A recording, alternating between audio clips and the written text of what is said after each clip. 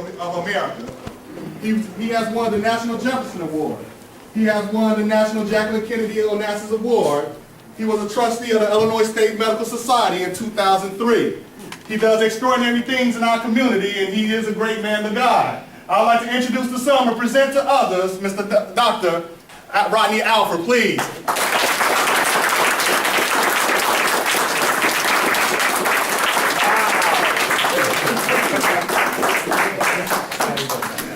Good.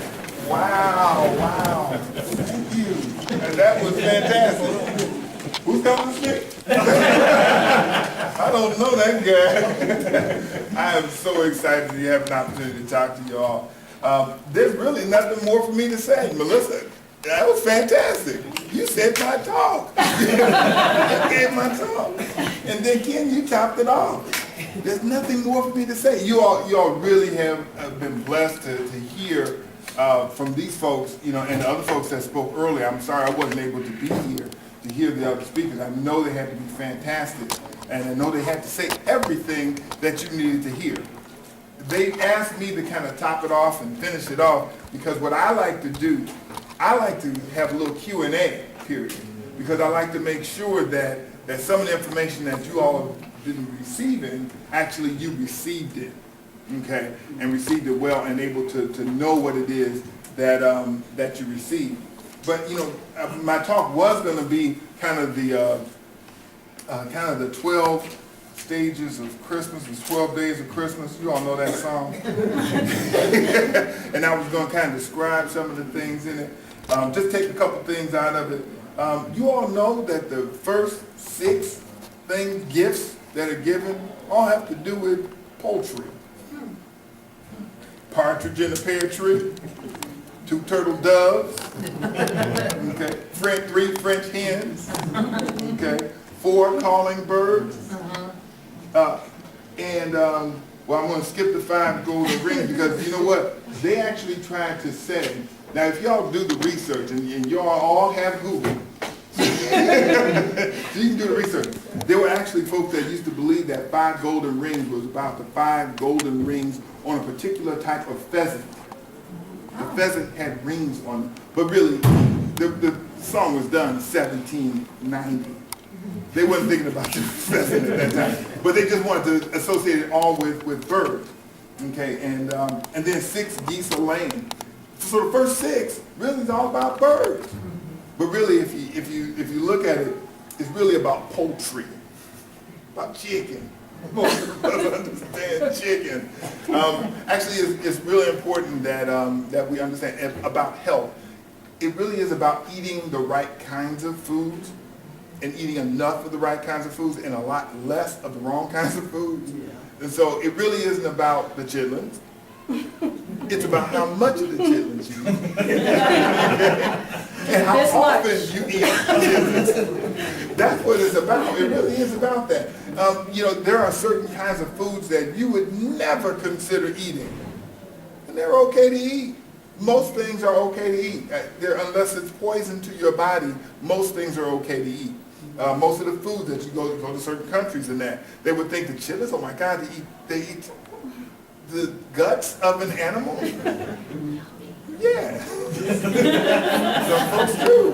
And some folks really like it. But to get back to the story, the 12 days of Christmas. Okay, so and you get these swans are swimming. That's actually the 7th thing. Now I added the golden rings as one of the poultry, but then that's another poultry. 8 made of milking. Milk is okay for you. Milk is good. There are different forms of milk that you can have.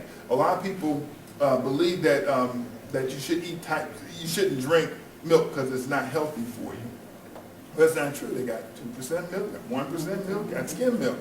All of those are healthy. Whole milk I don't encourage, only because you're just getting extra calories for the same thing that you would have gotten in 2% and 1% milk. And usually you can adjust yourself so that you actually can, 2% milk tastes just as good as whole milk. So, so milk again is important. And then the ladies dancing. You know how important it is, not just the ladies dancing, but lords are leaping. So you got ladies dancing and lords leaping. All that's about exercise. dancing and exercise, those things are all really, really important. So I wanted to put that in there. And also the fact that they're Lord's. We need to give the Lord his honor. We need to be leaping for the Lord. We need to get excited about what he has done for us in our lives. And I did hear that point, how important it was to pray. That is extremely important. And prayer for a number of reasons. One, just to be thankful for what God has done for us. You know, if you just spend more time being thankful, you forget a lot of the things that are bad about what's going on in your life, the stressors that go on in your life. You would forget those things if you just kind of pause for a moment and think about, what has the Lord done for me? Not just this year, but this day, last week.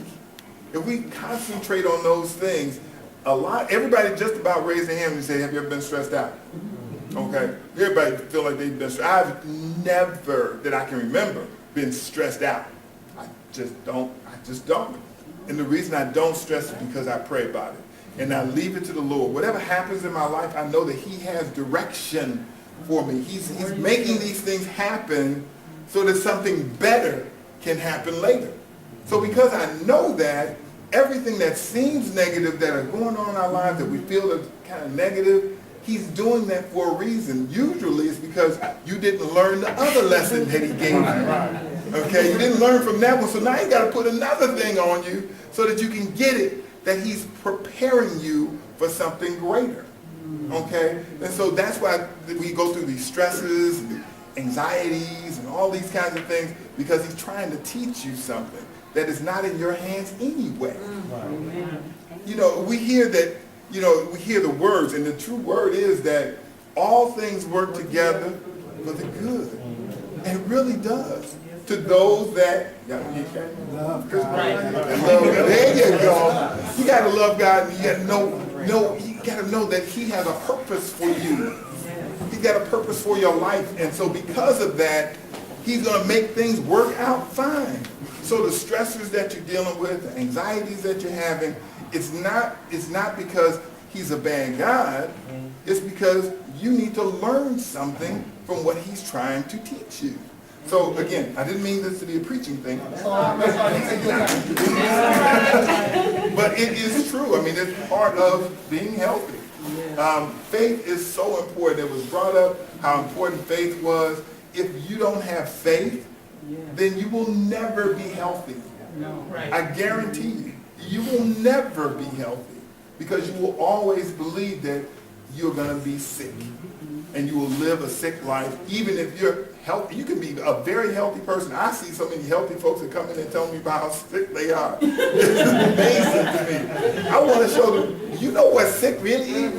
Do you want to see what I see as sick? And so most people can't take it. They really do believe that they're sick. I do believe that reading a good book, reading just 10 pages of a good book every day is a healthy thing. I think it's good, but it's the right kind of book. Okay? You want to put some healthy things in your mind on a regular basis, some self-help things, some things that can make you a better person. There are so many great self-help books out there, so many things out there that you need to read in order to really make yourself a better person. So that'll happen if you do it. And then the piper's piping and the drummer's drumming. Music appreciation and music in itself is so good for you. It is so healthy for you to hear music, to learn music, to have a good appreciation of music. And I don't mean all music, because all music isn't necessarily good music. Okay? What you have to do is find out what music is best for you, but that is really, really good thing to really enjoy music and have an opportunity to really appreciate good music. Some folks believe that jazz is some of the best music. For some it is. Some people believe that gospel is the best music. Well, it is for them. I mean, some people believe that rap music is the best music because they can appreciate that. They can identify with that. And it's okay. Positive rap is good. There's Christian rap. There's all kinds of rap. So, music, being appreciated music, taking the time out to listen and just experience music, that's so much better than this. Okay, texting, video games, just doing things that are mindless things. Okay, it's important to do that. One of the things about being healthy is giving yourself time to do some of the things that you need to do. Just taking time out to do those things that are positive, those things that are necessary. That's important. And my talk is kind of jumping around a bit because you've been given a lot of information. And I don't want to give you information overload. What I wanted to be able to do for you today is to have you incorporate everything that you've heard today, and then you got questions afterward. I know that most folks, when you walk away from having someone talk to you, you want a certain, as I'm drawing to a close, I want you to do that, because your question, I guarantee you, will help somebody else here, because they may have had that same question, and they just didn't ask the question because they thought, that's a dumb question, I don't want to ask that. You know what a dumb question is? The question that you didn't ask. That's the dumb question. You know what's dumb about it? The fact that you have question in your head about it, but you're too dumb to know that it's important. Yeah. Right. See, and so you need to ask that dumb question, because sometimes that dumb question will cause you to get some knowledge that not only you didn't have, but somebody else didn't have, and you will have educated someone else with your, quote, dumb question. Okay, so it's real important. I don't believe, in my practice, I don't believe that there's ever been a dumb question asked of me. And people ask all kinds of questions that some of you here will say, that was a pretty dumb question. It isn't dumb. If you have it on your mind and have it on your heart, then you need to ask that question. It's only dumb if you decide not to ask it. And then you're being dumb by not asking it. Okay, because you should want to be educated. You should want to know things more about not just your body, but as we've talked about, and I've heard it over and over again throughout this talk, you are not just a body. There's body, mind, and spirit. All of those have to be satisfied in order for you to be a whole person. If you don't experience health in all of those categories, you will not have health. You will not have true health. So you could exercise every day and not eat right. Guess what's going to happen? You're not going to be healthy. Okay? You can exercise and eat right and do all of that on a regular basis, and guess what? You still may not be healthy because your mind might be kind of messed up. Okay? If your mind, you can't relax, you're stressed out, but when you exercise every day, you get eating the right kinds of foods, and you wonder, why don't I feel good? Your mind isn't right. And sometimes you got a healthy mind, healthy body, but your spirit life is just terrible. You have no thankfulness in your life. You have no prayer life. You have no time to just kind of think and allow God to just work within your life. You don't have that. That's not healthy. That's not healthy at all. Eating the right kinds of food, thinking that you got the right, mindset, and not having the right spirit, not having the right kind of faith in your life, all of that can make you very unhealthy. So I'm going to end my talk with that, but then I also want to make sure that you all do ask questions. Those that don't ask any questions today, guess what? I'm going to think you are. Because we all have questions. Now, if somebody else asks your question, it's okay. You're not dumb because you got your question answered. So I'm gonna open up the floor for some questions. The first smart person will raise their hand and get their question answered. Anybody got some questions? Is it the pain of medication? I had 2 back surgeries right back to back. One was in July, the other one was October. That second one, I felt like I was gonna die. I hadn't been pain-free until yesterday. But the medication that I'm taking is Lyrica. When it wears off, I'm very depressed, I'm angry, and then the pain comes back. Is it the pain, is it the medication? Great question. That was an excellent question. I love that. That was fantastic.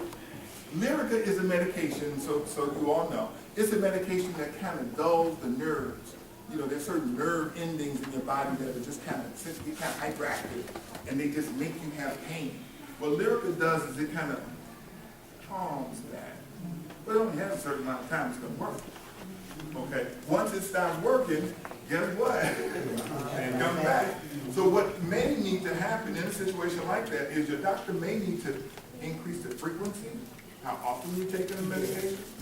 And so you got a smart doctor. So that's basically what they need to do, is probably increase the frequency, give it more frequency. Because for some people, it works every 12 hours. For some folks, every 6. For some, it kind of frequently. And sometimes the dosage may need to be increased. So those are the things you need to do is ask the doctor those questions like that. You know, because you could be suffering and saying, you know what, it's that old surgery. That surgeon messed me up. Well, maybe not. Maybe this is a regular progression of the disease process. Maybe pain is just associated with the disease process. Maybe it's surgery. Maybe you should have had surgery, but you were in pain before the surgery. Otherwise, you wouldn't have surgery. So you obviously are doing somewhat better, even though it's medication that's helping that. A lot of people like to believe that medication is a bad thing. Why would God create something bad? He didn't create anything bad. Medication is okay used in its proper place. Now, do we need to over-medicate? No. Do we need to medicate everything? No. Some things you can deal with if you just take better care of yourself. You wouldn't have had to take the medication in the first place. And if you take better care of yourself, now you may not have to take. Good example, high blood pressure. Who in here has family members with high blood pressure or they have it themselves? Look around, guys. Look around. Usually when I ask that question, 50% of the folks in the room have to raise their hand. Do you know that most times, not always, most times with hypertension, it could have been prevented, and it also can be treated without medication. Now, should you go out and just say, well, I'm not taking that medication anymore? No, that's dumb. Okay. Now, you can ask that question, and it wouldn't be a dumb question. But to know it now that I'm telling you, and to not take it, guess what? It's dumb. It's dumb. You know, so you want to do that. You want to make sure that you're taking the medication, but you need to also ask, hey, what is it that I can do to make it better without having to take as many medications or as much medication? Is it something I can do? Well, hopefully your doctor will say, oh yeah, there's some other things you can do. They may just say, well, no, you're stuck on medication for the rest of your life. Because they know that in your particular case, they may feel that you're not going to do those things that it's going to take. And so they may make that assumption because 95% of other folks don't do what they should do in order to reduce their blood pressure, change their diabetes so that they're not having to take insulin or a bunch of other medications and that. They can do some things to reduce their cholesterol. Some people can do some things like that, and then they probably would be a whole lot better off and probably on less medication, if not on no medication. In my office, what I tell my patients the first day that I see them, the great majority of them, is if they come there with medications, the first thing I'm going to do is note those medications and tell them, you know what, I'm going to work with you to try to get you off of some of these medications, if not all of them. That's our goal. That's our goal. Who doesn't like that? Who wouldn't be like, yes? So I know to say that, but I also know that everybody's not going to be able to do that. And I tell them that. They understand that. Yeah. Another question. I saw somebody smart want to ask a question. Go ahead. Why do children need to drink water? Oh, I love that question. That is a really, really good question. But you know what? Did you know that 70% of your body is made out of water? You know what it means? That means that if you have, okay, say if a person is this big, okay, if they were just this big, just this big, you know how much water they need? This much. That's a lot. That's how much they're made of. So you have to drink water. If you're this big, you know how much water you need? This much. That's a lot of water because your body is made out of water and other stuff. So because of that, we have to drink water because guess what? We have to go to the bathroom sometimes. So what happens then? You lose the water. You got to replace it. And if you don't replace it, if you don't give it back, then you just have nothing left. Right? So you got to keep on replacing it. So the more you replace, the more you make, and that's all good because it makes your body healthy. It makes you stronger and makes you able to live that. and you're happy. That's why. So mom and dad's probably gonna tell you, drink water. You know, and everybody else is gonna say, drink water, because they know it's gonna make you healthy. So that was an excellent question. Very good question. I have hypothyroid, so I take methalazine. I think that's how you say it. I'm not sure. But my question is, I'm trying to move off of it. Is there like natural supplements I can take versus taking that medication? Excellent question. Really, I'm not just saying that just to say it. That's really a good question. And you will definitely need to speak with your doctor about that. But yeah, many times there are many types of naturally occurring things that have the same effect as the medications that doctors prescribe. So I work with all kinds of people. I work with naturopaths, okay, naturopath. We have a naturopath in this community now. We didn't have a naturopath. And a naturopath is a person that uses nature and other things in nature to help you with some of the illnesses and problems and things that you might have. We have one in the community. I just met with her last night. And it's wonderful to know that we have those types of individuals that we can consult to help us with some of those things. Now, are they going to be able to cure every problem? No. No more than me as an allopath. That's what they call us. Now, an allopath isn't going to be able to cure every illness. Okay, so, but there are some illnesses definitely. Now, the question is going to be, why would you, or I would ask, why would you want to take something else other than medication? I'm not a big health person. I don't like it. Guess what? Most of the natural things, guess what they come in? I do that all the time. I have patients that come to me, sometimes I ain't saying this, people come to me, they have like 10 pills that they take that are all natural. They take their vitamins. They talked to my niece today, as a matter of fact. She was on 8 different types of vitamins and minerals that she took every day. And I told her about a month ago that, you eat really well, you exercise really well. She told me what her diet was. I said that, all of the things that you're taking and those supplements that you're taking is in the food that you're eating. You really don't need to take anything. She said, well, I've been having some numbness and tingling and just, I just wasn't feeling good. So I just started, taking more of the vitamins, and I figured that the more would be better. Well, just like anything else, too much of a good thing ain't good on that. So what I told her was just stop taking all of them. Just stop them all. And let's see how you do. Guess what? She called me today. This is on my way to the hospital, to the hospital today. Called me today and said, I am so glad you told me to stop taking all that stuff. I was spending about $80 a month on all those natural products. They were all supplements, and you just told me to stop taking them all. And I said, I was really scared to do it, but once I did it, all that numbness and tingling and everything went away. I said, hey, very interesting. I said, so basically what I encourage people to do is be careful about the term natural. It means absolutely nothing. It really doesn't. Just because it says natural doesn't mean it's good. There's some natural things growing out there that ain't so good for you. Okay? There's some natural things out there that folks smoke. They're just not good for you. Okay? I'm not just marijuana. There's some other stuff out there that people smoking. That they think, well, it is natural. Guess what? Tobacco is a natural product. It is. It is. It's killing more people than any other thing that you can imagine. Any other medication that we can give, any other thing that tobacco kills more people. You can name it on there. It is natural. It's natural. Yeah, Dr. Gordon, you said natural, like natural sugar, like in your fruits. Now, when you're diabetic, you gotta watch your sugar intake. So, how can you determine, does it bother you with like the natural sugar? Is it okay, or is it just how bad your diabetes are? Stay away from it, or how can you,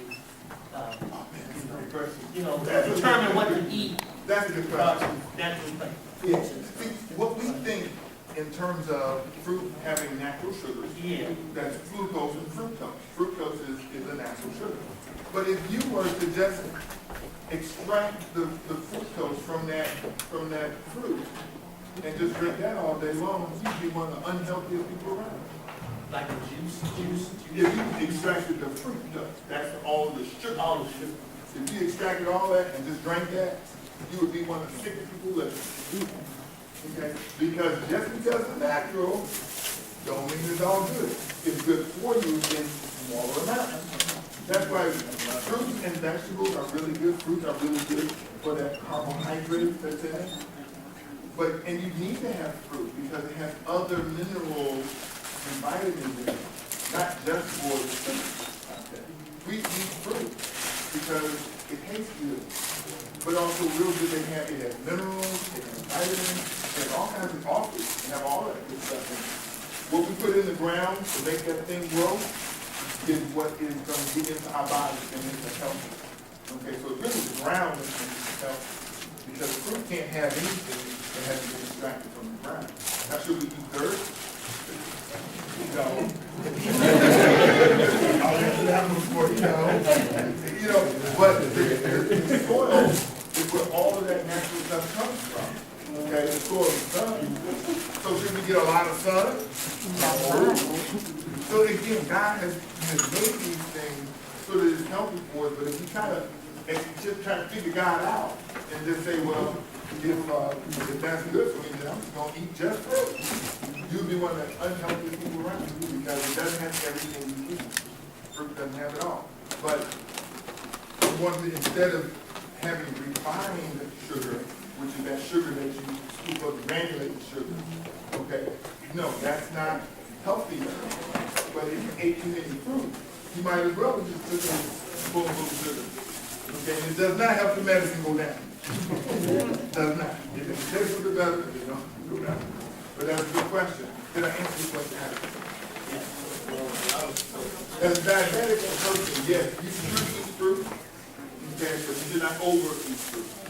Because you can't have too much. Because you should look at how many calories is in there as well. Because your medication is really going to be based on how many calories you take in. Not how much sugar content, but how many calories you actually take in. That's how your medication works. So like those little juices, you have to put ninjas in little juices, so it's okay, but just don't try to. Yeah, don't look at the number of calories on per serving, and then know how many servings it is per thing. That's important. Because a lot of times people don't understand that the serving size is smaller than what they give you. Okay. I saw one other question, but I'm going to take her first, then I got it. Okay, I wanted to ask you like some of the natural things that you take, natural, medicine that you take, and you take the other medicine like diabetes pills or blood pressure pills. Can that natural sometimes affect your medicine where it doesn't work the way it should? I get that question all the time in the office. That's a good question. What happens is that you'll definitely have to talk to your doctor. Bring in that natural, we'll call it medication, whatever it is, natural medicine. Bring it in to the doctor before you start taking it. The reason I suggest that is because this, and a lot of times on TV, you don't even need to go to the doctor. Just take this and over the counter. You don't need to go to a doctor. Yes, you do. That's a lie. Yes, you do. You need to have the doctor look at that substance. They need to look at the ingredients of whatever it is on there and know how it may affect your particular illness or your particular problem and how it affects the medication that you might be taking already. And so they'll let you know, the doctor will let you know, any smart doctor, they're not telling you, I don't consider them a smart doctor. I'm just saying. Yeah. Okay? They should tell you, that, oh, no, don't take this. And then why? Okay? Now, a smart doctor is going to tell you, don't take it. A great doctor is going to tell you why. Okay?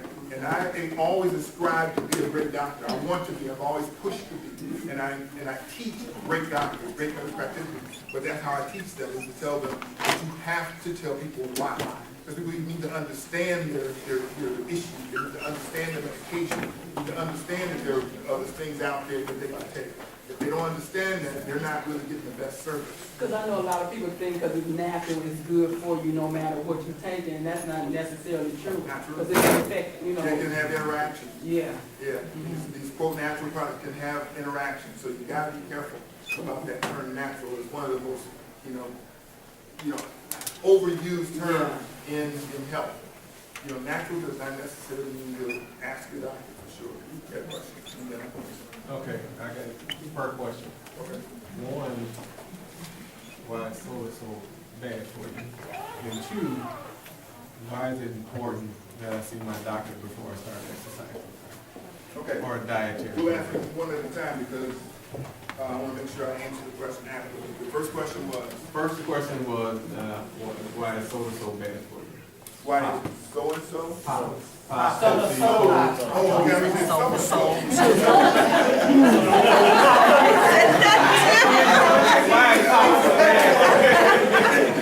I go someplace and I say pop, you don't know what I'm talking about. I go someplace and I say soda, they know what I'm talking about. Okay. So why is Pepsi, Coke and all that so bad for you? Okay. I never said it was bad for you, but what I'm saying is in excess, anything's gonna be bad. Okay, if you're diabetic. Yeah, I was gonna say that, I forgot that, said for diabetic. Yeah, for diabetics, you need to limit the amount of sugar that you're taking in your diet for obvious reasons. Okay, diet soda, you can have diet soda. Now, there are substances that are put in the diet soda to make it sweet. Some folks will say, you shouldn't take any of that stuff. No, I say take it in just like everything else, in moderation. Don't overdo it. I mean, don't drink a 2-liter Diet Coke. Okay? And thinking that, well, ain't got no calories in it. Well, yeah, you can. You can. But eventually, that substance that's making it sweet will catch up to you. And it'll give you something you don't want. Possibly cancer, but you don't know. But, a lot of these things, they're sweetened by certain types of dangerous substances that you can only get so much of. Just to give one thing for NutraSweet, there have been found to have some things that are associated with having large amounts of nutrients. Gave the rat and found the rat. Okay. So you're not a rat, but when you say you get the message, Splenda, there have not been any associated findings with an excessive amount of Splenda. So just to say that they haven't found it yet, okay, does not say it doesn't exist. It's the same. Splenda, I usually recommend to my diabetic patients that you cut back on the calories because less people die from Splenda overdose than food overdose or calorie overdose. Most folks die from calorie overdose. So I haven't had yet a person come to me and say, you know what? The other doctor told me that I overdid the Splenda. I'm dying from Splenda overdose. And people dying from being overweight. People dying from having the sugars too high. People dying from all kinds of other things. But they not dying from Splenda overdose. Just doesn't happen. Haven't seen it. And that's 35 years right there. I saw another one. Oh yeah, two questions. I'm sorry. That's why I want to get you one at a time. Why is it so important to consult your doctor before exercise program? Excellent, good question. Because you don't know how much exercise you really can tolerate. You may have a condition, say if you haven't gone to a doctor in a year, 2 years, or whatever, and you may have developed high blood pressure. Now, are you necessarily going to get a warning that you now have high blood pressure? No. That's why they call it the silent killer. The same thing with diabetes. It's a silent, it's not going to necessarily give you symptoms until it's so out of control that, now you're sick with it. Okay, people say that, well, I know my blood pressure is good. How do you know? Have you checked your blood pressure? Have you checked your blood pressure regularly enough to say that these are the symptoms I have when my blood pressure is high? So let me note that. I mean, have you done a study on your blood pressure? Okay? The answer is no. You haven't. And so because you haven't, you really don't know when when you have a headache. That doesn't necessarily mean your blood pressure is high, or your blood pressure may be high because you have a headache. Not, you have a headache, so your blood pressure must be high. Okay? So that's the thing people have to realize is that you can't just assume things because you don't have symptoms or because you do have symptoms. That's why it's so important to see the doctor, because then they will probably want to check to see if you're healthy enough to undergo the exercise that you want to undergo. Some people want to go into a real vigorous exercise program. They really should see the doctor first because they can overdo it, hurt themselves and many different ways if they decide to do it before actually consulting the physician. So again, it's very important to do that, particularly when you're at the old school age. Not saying it by age. You said what age was old school. I saw another question over here. Did you have a question? I'm sorry. Yes. I'm trying to get the new 411 on niacin. I was taking omega-3 fish oils with niacin for high cholesterol. And I guess it was doing all right. And then I was watching something on TV that said, cut back on niacin. I'll take the time to release from it. I'm trying to get what's the new information on niacin. Good question. Good question. Excellent. Niacin is just a vitamin. It's a vitamin. And it's a B vitamin. The B vitamins are those vitamins that you can take in, and guess what? Your body kicks it out in the urine.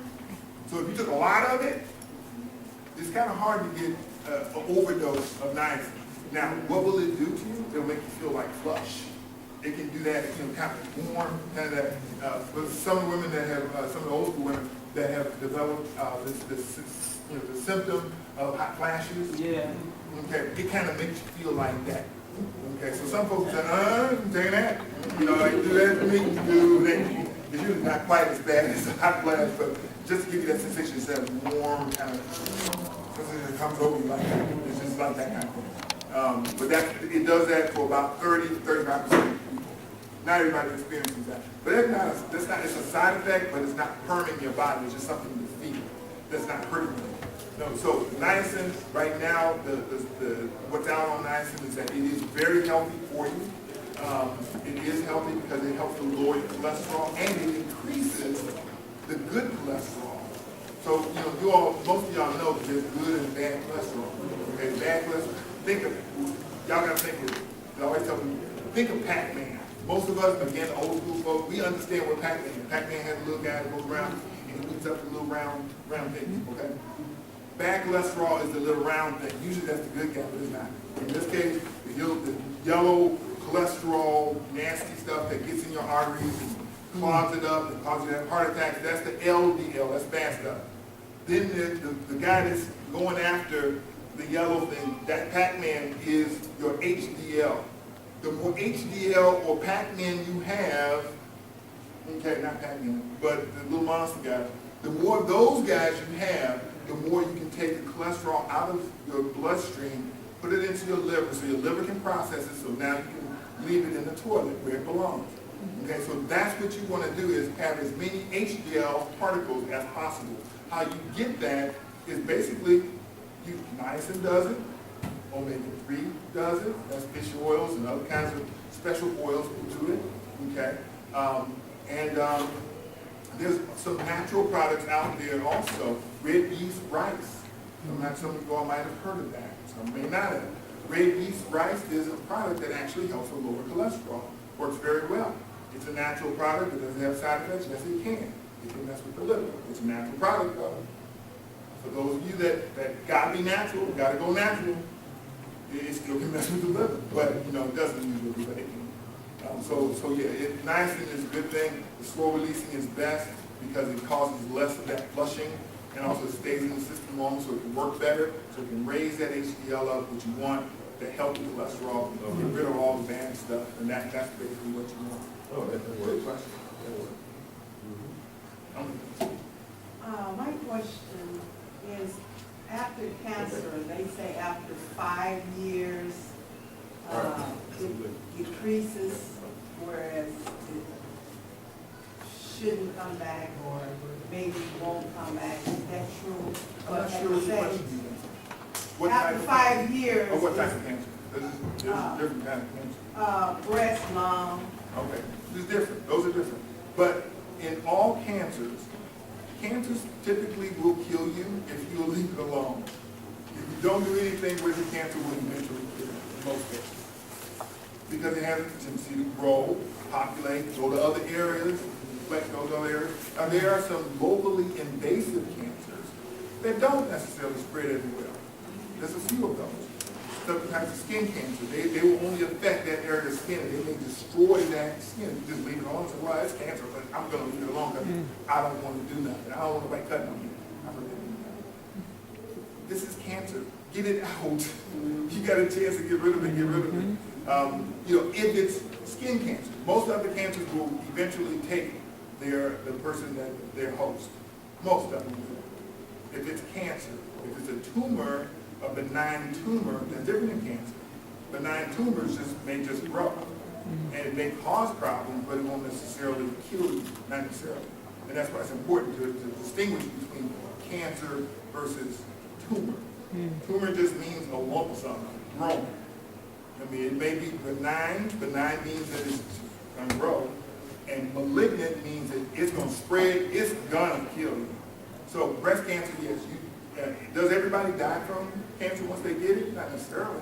Sometimes when they have cancer, it will grow so much and grow so much and grow so much that it just overgrows itself and kills itself. Okay, and it just dies off, and people say, what a miracle. Well, yeah, it's all a miracle. Cancer itself is a miracle. Y'all get me? All of it's a miracle. The fact that we're born is a miracle. The fact that we die is a miracle. All of it is a miracle. So we want to make sure that we don't just take the miracles that we want to say and say, well, this is a miracle and this is a miracle that I'm going to accept. God made all of this as a miracle. So yes, cancer, typically breast cancer, lung cancer, when you get it out, because it will eventually cause a lot of disturbance in your life.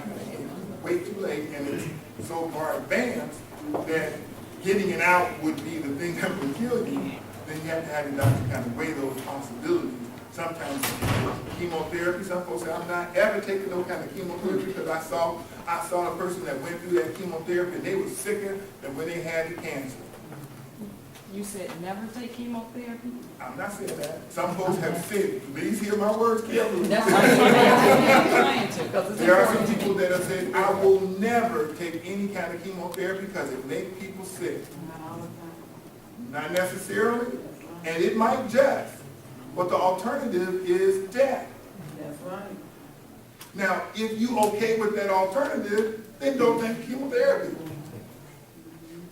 If you okay with that and say, well, if I die, I'm gonna die. I'm gonna die from something, so okay, I'll die. But the cancer itself may make you sick also. That's right. So just because you didn't take the chemotherapy won't mean you won't get sick. But that's what a lot of people think. A lot of people say, I'm not dealing with that surgery. I just don't want surgery. I'm not taking no chemotherapy. I'm not taking no radiation therapy. And I say to those folks, that's fine, but you need to know the facts. These are the facts. Your percentage of dying with the cancer itself is this. Your percentage of dying while you take the chemotherapy is this. It might be 10% more. You might be able to live a few months more. Maybe not. You're going to be sicker while you're taking it. My thought is, if the cancer is going to kill you in the next few months anyway, and it's going to make you sick, and the chemotherapy is going to make you sick, and you're going to die anyway in the same amount of time, what's the point of that chemotherapy in that case? Okay? If the radiation is just going to hold the cancer at bay for the next year, and it's really not, there's no proof that it does anything more in that particular case, because every cancer is different. That's why I'm asking for type cancer. If the radiation in that cancer, I mean, if you radiate that cancer and it's gonna not go away, but we're gonna be able to limit it some to where you can live a year. And if you don't have it, the studies say that you would live 8 months.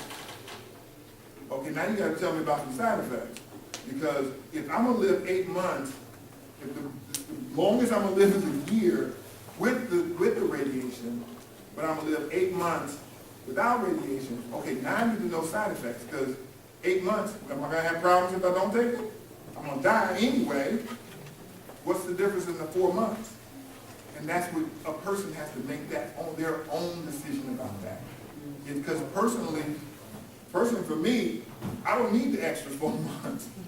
It doesn't matter. Doesn't matter. If I'm going to be sick, if it's going to make me sick, I don't want that. I want to be able to live out as long as I can. But if I know that there's a good chance, and that's why you need to know the percentages of how many other folks have had this, how many of them lived through it, And the only person that knows that usually is the oncologist, cancer specialist. Because they've done the research, that's what they do all day long. They're reading up on what's happening with this and the latest cancer research and all that. Because cancer, it's not like infections where you can say, well, I got an ear infection. I know this particular antibiotic usually deals with ear infection. No, this is specific cancer, and now we're able to say, with this specific cancer, we can use this specific treatment, and we've seen out of 100 people, we got 90 folks that did better with this treatment. I think you might want to say, I'm going to take that. There's a 10% chance it's not going to work. Okay, there's a 90% chance that it will. So do you worry about the 10%? No. You look at what makes the most sense, and everything that makes the same sense to everybody. Somebody that's 97 years old would probably say, you know what, leave me alone. I've lived out 90 years, I'm good. Okay. Somebody that's 60 years old might say, no, I got another 40, 50 more years, and I'm not going to stick around here. Whatever you got, give it to me. That's right. But real important, I want to take this as an opportunity to tell people you need to have your power of attorney for health care established, even if you're healthy. Okay, because nothing's going to say, because the power of attorney basically says that in case I'm not able to say for myself, okay, what I want, kind of treatment I want, this person is going to help me, is going to be the one that's going to make the decisions for me. I don't care if you're 30 years old. You're going to die, and you might die tomorrow. Or you might be in an accident where you can't speak for yourself. And you might want somebody around, and that might not be Aunt Susie that's going to say, well, honey, the girl was going to die anyway, let her go on and go. Or, no, I talked to her just a week ago, and she said, I don't care if whatever happened, she needs to live forever. She want to go forever. No, you need somebody that has been designated as that person that says, in case I'm not able to speak for myself, my power of attorney for health care says that I'm going to let them make the decision for me. You need to have that in place, in writing, in your doctor's office, and somewhere in the emergency room, maybe on your person. But you need to have something like that established. That is so important. You need to have that healthcare power of attorney because you just don't know. And you need to know for yourself what you would want in the case of that, if someone says that, well, you're on a ventilator and there's no real good chance that you're going to come off that ventilator, okay, what would you want? You need to soul search that and say, what would you want? Now, my thought is, if I got a tube down, I can't breathe for myself, can my heart beat? Is my heart beating? Okay, my heart beating, and I don't need anything extra for that, and there's a chance that I may come out of this thing, yeah, do some stuff. But if y'all telling me that you may come out of this and you will be a cripple for life, your brain is not going to be working properly, you will not be able to do anything that you were able to do before, we're going to wheel you in a wheelchair into a nursing home, and that's where you're going to spend your last days. Let me go. That's just me. But see, you need to be able to have those discussions with your loved persons, people that are in your life that love you, that that you trust the most. You have to have that kind of discussion. I'm talking about everybody in here. You need to have someone person that they can talk about with that. Okay, and it ain't always going to be the husband or the wife. Okay, because they might make an emotional decision. You know what? I'm not too crazy about my wife making a decision for me on that. Because she might make the emotional decision, make me lay there like a vegetable because she don't want to see me go. You see what I'm saying? And so I don't want that kind of decision to be made for me. So I will have someone that, that I trust, maybe a family member, maybe not, that says that, you know what, I'm trusting you to be that person that in case I'm not able to speak for myself, this is what I want. In certain situations, this is what I want. So that you can have that in writing, so that there's no other people out there saying, well, I know what he, no, you don't know. He's got it written down here. She's got it written down there. And so that's why I always like to take an opportunity to say that, because I have to deal with that frequently. And I don't like having to make those kind of decisions for folks. Unless I know them and they talk to me, then I can say with confidence to that family member, we've had the discussion about this, and it's written here that they didn't want resuscitation. Okay, now I understand that you want that to happen. I'm sorry. This is what their wishes are. It's not about you. It's about them and their decision. And so you gotta have that person that you trust, help them to make that decision, and then put it in writing, so that it's done. So, that's real important. I don't wanna talk too long, but I saw your hand up, and then, with no other burning questions, you got a question too? Okay, so I'm gonna answer those 2 questions, and then, because I don't wanna keep y'all too long. I could be here all day long. I love this, I enjoy this. So go ahead. There are no quick questions, as you know. Before I lay down, or sometimes like when I get up, I always get like a tremor Okay, in my leg, okay. so I know that's No, it's not normal. Anybody else have that? more throughout Look the around. day. Anybody else in there? They ain't normal. So let me tell you what it might be. There's a lot of things it could be. That's what you'll need to definitely talk to your doctor about that. Okay? But what it might be is calcium stores. There are certain amounts of calcium buildup areas in your body where your body builds up calcium. If you're exercising, not exercising, a lot of times the calcium can be out of a particular area of the body, usually in the calves. Okay? And so because the calf is a strong muscle, these are strong muscles, these leg muscles are strong muscles. And what can happen is there can be a lower amount of calcium getting to that muscle. Okay, and so what will happen is you go into what's called tetany. Tetany means spasm of that muscle. And you sometimes didn't even see it. Okay? But it's the muscle that's going into spasm because it's not getting enough calcium to it. Why is it getting not enough calcium? It could be a number of reasons. It could be magnesium. It could be. Magnesium does exactly the same thing. You're not getting enough magnesium into that system. Is it because you're not taking enough magnesium? It may be. It may be that you have a condition that's not allowing the magnesium to get into those cells. Is it a situation where you're not getting good blood supply? I don't know that. You have to be examined. So that's the thing, is that you need to have that checked out because it can be a number of different things. I could go on, there's like about 7 other possibilities for cramping or that muscle cramp on a daily basis. But those are the more common things, calcium and magnesium. Sometimes people just say, well, if I don't drink enough water, then I'll get that. Then you need to drink more water because it's allowing that calcium or magnesium, whichever one that may be causing the problem, and it's called low magnesium or low calcium in those particular areas that can cause that. But there are other reasons, so don't quote me on that being the reason for you. I haven't examined you, so I can't tell you. So, you would need to have the doctor actually do an exam, after you tell them what the symptoms are. Again, like I said, there are no dumb questions. You ask them that question, they're going to try to figure it out. If they're a good doctor, and then when they find the answer, if they're a great doctor, they're going to tell you why. That's all. That's all. Another question? Oh, you had a question. I'm sorry. Go ahead. It wasn't a question. I just wanted to follow up on your power of attorney. To let people know that if they're over age 60 and over, that Prairie Legal will do theirs for free. Okay. And if they have legal shield will do it for free. That's what for my wife. Yourself, I thought. You can, but it's, just like any other legal matter, it's always good to consult an attorney when you have a legal issue that you're dealing with. It just makes sense. Yeah, you can do it yourself, but you can also do your own work. You can. You don't need an attorney. Would you want to do that? Okay. This is your life. Okay. I thought I saw nothing. Did you have a question? Okay, I thought. Okay. Well, I feel like I've helped some really smart folks here because y'all asked questions. I really, really appreciate it. I love this. I'm telling you, I can do this all day. I love what I do. I can't see myself as doing anything else. God obviously put me in this position to be able to be a help to other folks. That's just what I love to do. So thank you all for giving me the opportunity to do this every year. If y'all want me anytime, just let me know. Give me enough time to get here. But yeah, I do appreciate it. Hopefully I did answer some questions for you all. Thank you.